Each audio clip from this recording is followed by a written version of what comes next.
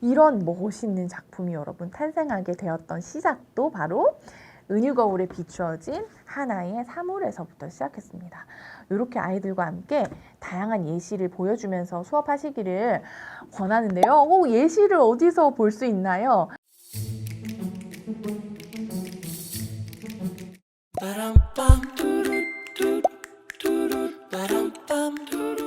네, 여러분 안녕하세요. 현아TV의 이현아입니다. 반갑습니다. 네, 여러분 제가 아이들과 함께 그림책 창작 수업을 6년 이상 꾸준히 이어가다 보니까요. 글쓰기 수업에 대한 질문을 받을 때가 많아요. 그래서 제가 오늘 영상에서는요. 초등 글쓰기 수업 노하우에 대해서 여러분께 3탄에 걸쳐서 전해드리려고 합니다. 저와 함께 가보실게요. 네, 여러분 초등 글쓰기 수업 노하우 3가지 제 1탄은요. 은유거울로 글감 찾기부터 시작하려고 합니다. 여러분 제가 쓴 그림책 한 권의 힘이라는 책 파트 3에 보면요. 제가 은유거울에 대해서 소개한 부분이 있어요. 은유거울은요. 여러분 거울입니다. 여러분 거울인데요. 이 거울에는 무엇이 보이냐면요. 나를 하나의 사물에 빗대어서 보여주는 그런 거울입니다. 이것은 여러분 은유와 상징으로 글쓰기를 할 때 첫 시작으로 너무 좋은 방법이고요.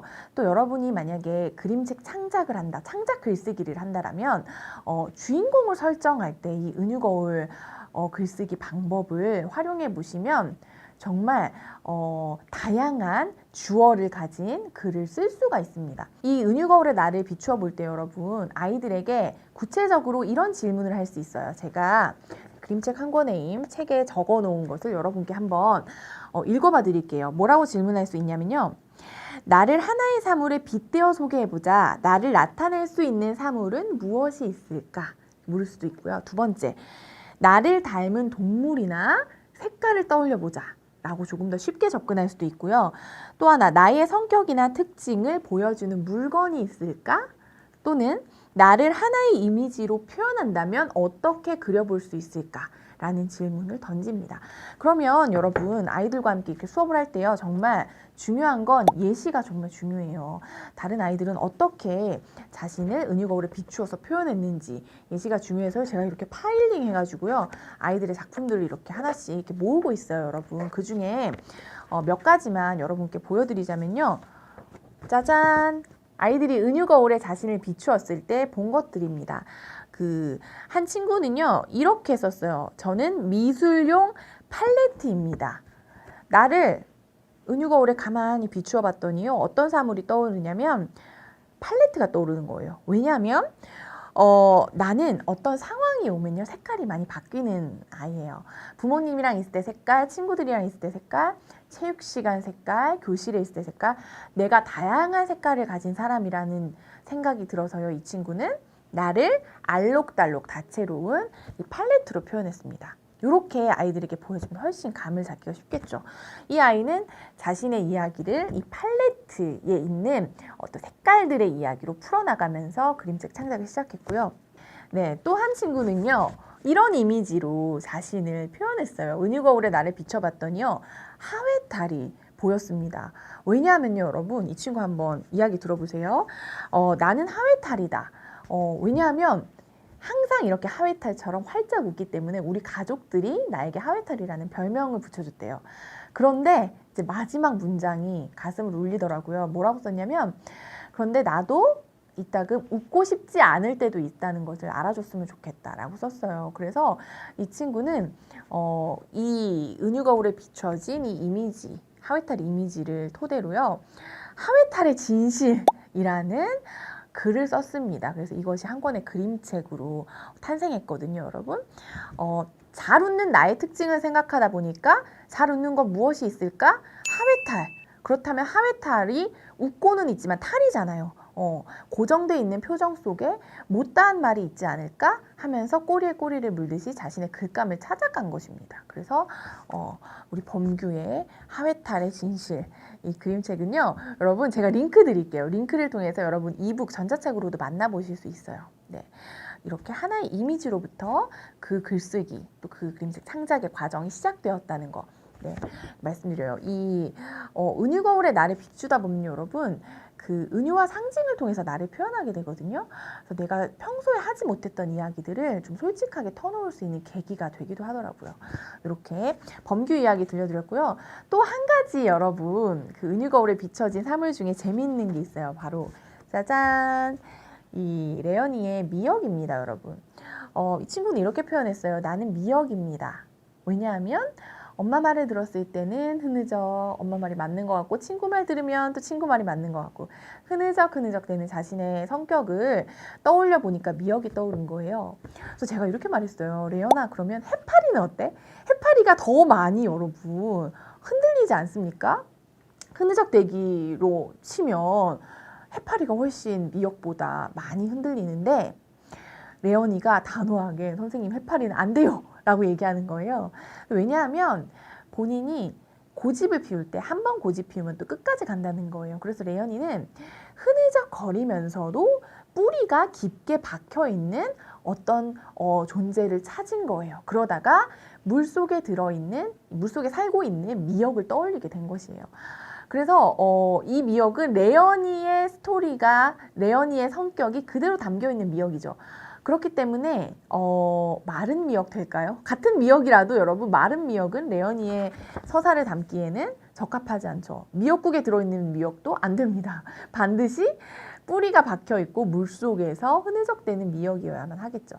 이렇게 아이가 자신의 그 은유 거울을 통해서 글감을 찾다 보면 자신의 어떤 성격이나 자신이 하고 싶은 이야기를 굉장히 구체적으로 디테일하게 다시 설정해 볼 수 있게끔 하는 또 그 계기가 되기도 합니다. 그래서 이 친구는 이렇게 미역을 비춰 보아서요. 여러분 어떤 그림책 탄생했냐면요. 짜잔! 나의 친구 미역 할머니라는 그림책이 탄생했어요. 이게 글쓰기를 하다 보면 여러분 처음에 나는 미역입니다로 시작했지만 글쓰기 과정을 또 경험하다 보면 여러분 주어가 바뀌기도 해요. 처음에는 내가 미역이라고 생각했는데 쓰다 보니까 우리 할머니가 떠올라. 네, 그래서 주인공을 미역 할머니로 이제 설정을 하고요. 여기 보시면 작은 물고기 있죠. 이것이 이 레연이에요. 그래서 여기 보시면 그림책 제가 펼쳐서 좀 보여드릴게요. 이렇게 앞에 시작이 되고요. 작가의 말을 넘어서 보면요. 지금 이 미역 할머니와 그 레연이, 즉 이 물고기 둘이서 문답하듯이 이야기를 주고받으면서 그림책이 이어집니다. 할머니는 왜 부드러운 몸을 가지셨나요? 부드러운 마음을 갖고 싶기 때문이란다. 본인이 하고 싶은 말을 미역 할머니를 통해서 지금 독자에게 전달하고 있죠. 할머니는 왜 이렇게 흐느적거리시나요?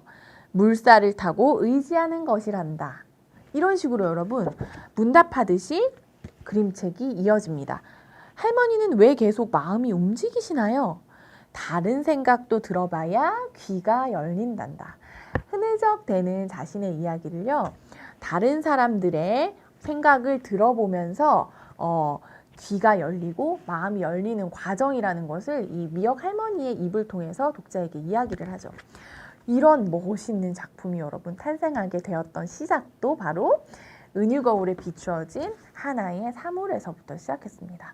이렇게 아이들과 함께 다양한 예시를 보여주면서 수업하시기를 권하는데요. 예시를 어디서 볼 수 있나요?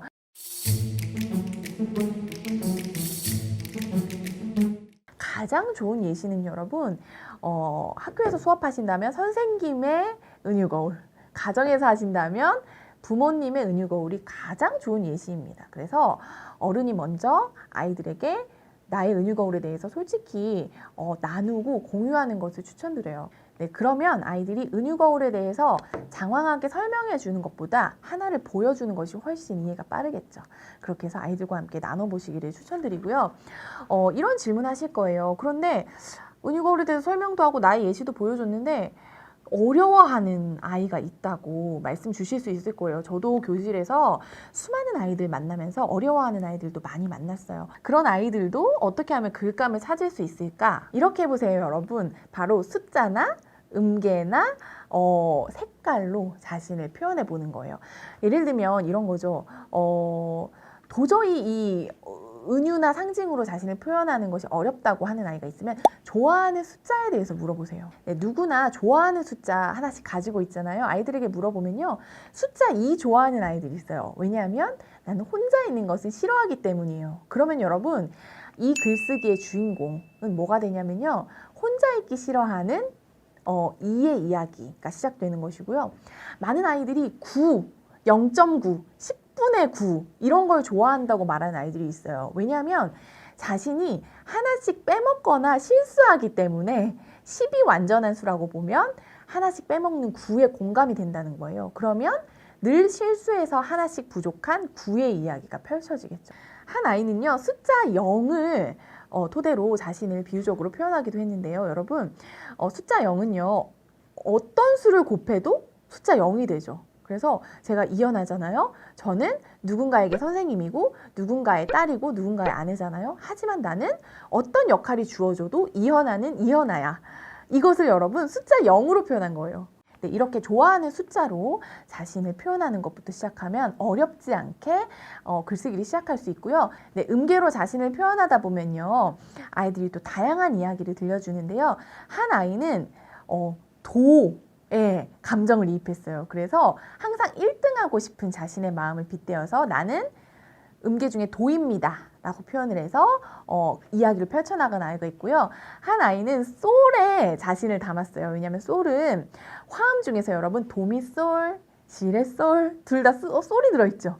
어떤 화음과 만나도 잘 어우러지는 음이기 때문에 다양한 친구들과 어울리는 자신의 성격과 닮았다라고 해서 솔의 이야기를 들려준 친구도 있어요. 그 숫자, 음계 그리고 색깔까지 본인이 좋아하는 어떤 것을 가지고서 글쓰기를 시작하면요 좀 색다른 창작을 시작할 수 있습니다. 네, 이렇게 여러분 오늘 은유거울로 글감 찾기 여러분께 말씀드렸고요.